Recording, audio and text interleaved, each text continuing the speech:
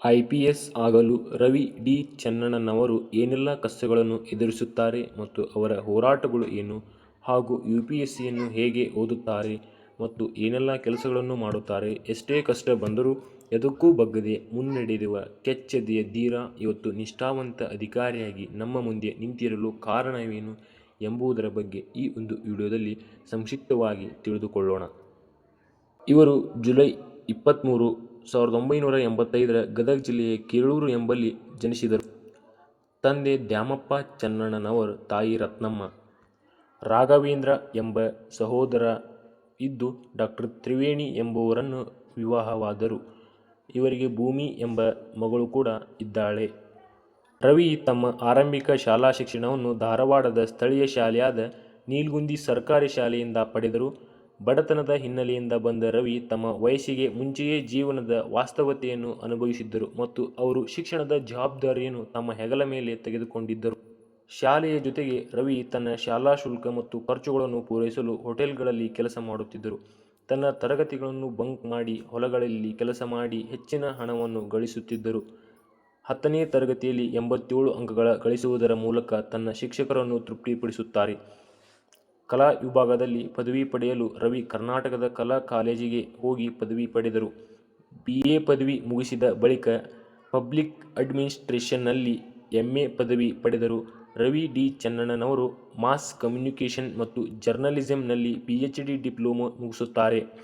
Ravi D ಚೆನ್ನಣ್ಣನವರು ಹುಲ್ಕೋಟೆಯಲ್ಲಿ ತಮ್ಮ ಪೂರ್ವ ವಿಶ್ವವಿದ್ಯಾಲಯದ ದಿನಗಳಲ್ಲಿ ಚಿತ್ರಮಂದಿರಗಳಲ್ಲಿ ಕಸ ಗುಡಿಸುವ ಕೆಲಸ ಮಾಡುತ್ತಿದ್ದರು ಮತ್ತು ನಂತರ ಕೆಲವು ಹೋಟೆಲ್ಗಳಲ್ಲಿ ಮಾಣಿಯಾಗಿ ಕೂಡ ಕೆಲಸ ಮಾಡುತ್ತಿದ್ದರು ಎಂದು ಹೇಳುತ್ತಾರೆ.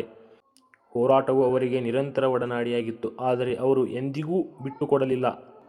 ಕೆಲವು ಜನರು ರವಿ ಸಿವಿಲ್ ಸರ್ವೀಸಸ್ ತೆಗೆದುಕೊಳ್ಳುವುದನ್ನು ವಿರೋಧಿಸಿದರು, ಏಕೆಂದರೆ ಅವರು ನವದೆಹಲಿಯ ಜವಾಹರಲಾಲ್ ನೆಹರು ವಿಶ್ವವಿದ್ಯಾಲಯದಿಂದ ಸ್ನಾತಕೋತ್ತರ ಪದವಿಯನ್ನು ಮುಂದುವರಿಸಲು ಅಚಲರಾಗಿದ್ದರು. ರವಿ ಹುಲ್ಕೋಟೆಯಲ್ಲಿ ತಮ್ಮ ದಿನಗಳನ್ನು ಅದೃಷ್ಟಶಾಲಿಯೆಂದು ಕಂಡುಕೊಂಡರು. ಅಲ್ಲಿ ಅವರು ಉದ್ದಾರ ಉದ್ಯಮಿ ಶ್ರೀ ಸುಭಾಷ್ ಸಾಸ್ವಿಹಳ್ಳಿ ಅವರನ್ನು ಭೇಟಿಯಾದರು. ಅವರು ಅವರಿಗೆ ಆರ್ಥಿಕವಾಗಿ ಸಹಾಯ ಮಾಡುತ್ತಾರೆ ಮತ್ತು ಹೈದರಾಬಾದ್ನಲ್ಲಿ UPSC ತರಗತಿಗಳನ್ನು ಪಡೆಯಲು ಸಹಾಯ ಮಾಡುತ್ತಾರೆ. ನಂತರ ಅವರು ಪರೀಕ್ಷೆಗೆ ತನ್ನ ಅಧ್ಯಯನವನ್ನು ಪ್ರಾರಂಭಿಸಿದರು. ಜೊತೆಗೆ ತನ್ನ ಖರ್ಚುಗಳನ್ನು ನಿರ್ವಹಿಸಲು ತನ್ನ ಕಠಿಣ ಪರಿಶ್ರಮವನ್ನು ಹೊಂದಿದ್ದರು. ಅವರು ಯಾವಾಗಲೂ ತನ್ನ ಅಧ್ಯಯನದ ಜೊತೆಗೆ ಅರೆಕಾಲಿಕ ಕೆಲಸ ಉದ್ಯೋಗಗಳ ಮುಂದುವರಿಸುತ್ತಿದ್ದರು. ಈ ಸಮಯದಲ್ಲಿ ಅವರು ಸಂಜೆ 6ರಿಂದ ಮಧ್ಯರಾತ್ರಿವರೆಗೂ ನಿರಂತರವಾಗಿ ಬಾರಿನಲ್ಲಿ ಕೆಲಸ ಮಾಡುತ್ತಿದ್ದರು. ಅವರು ತಮ್ಮ ಅಧ್ಯಯನಕ್ಕೆ ಉತ್ತಮ ಕೊಡುಗೆ ನೀಡಲು ಸಾಧ್ಯವಾಗುವಂತೆ ಬಂದ ಎಲ್ಲ ರೀತಿಯ ಸಣ್ಣ ಪುಟ್ಟ ಕೆಲಸಗಳನ್ನು ಮಾಡುತ್ತಿದ್ದರು.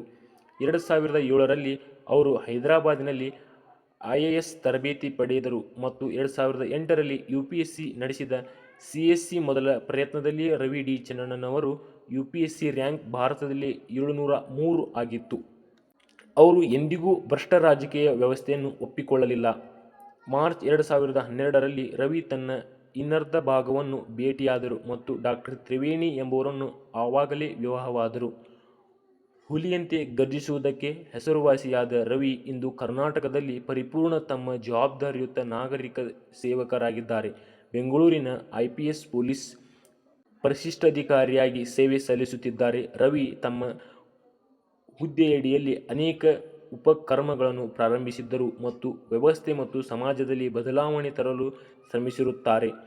ಹೀಗೆ ಹಲವಾರು ಸಮಾಜಮುಖಿ ಕಾರ್ಯಗಳನ್ನು ಮುಗಿಸುತ್ತಾರೆ ಮತ್ತು ಅದು ಫ್ರೀಯಾಗಿ UPSC ಕೋಚಿಂಗ್ ಸೆಂಟರನ್ನು ಆರಂಭಿಸಿದ್ದು ಯುವಕರಿಗೆ ಸ್ಫೂರ್ತಿದಾಯಕವಾಗಿ ಕೆಲಸ ಮಾಡುತ್ತಿದ್ದಾರೆ. ಧನ್ಯವಾದಗಳು.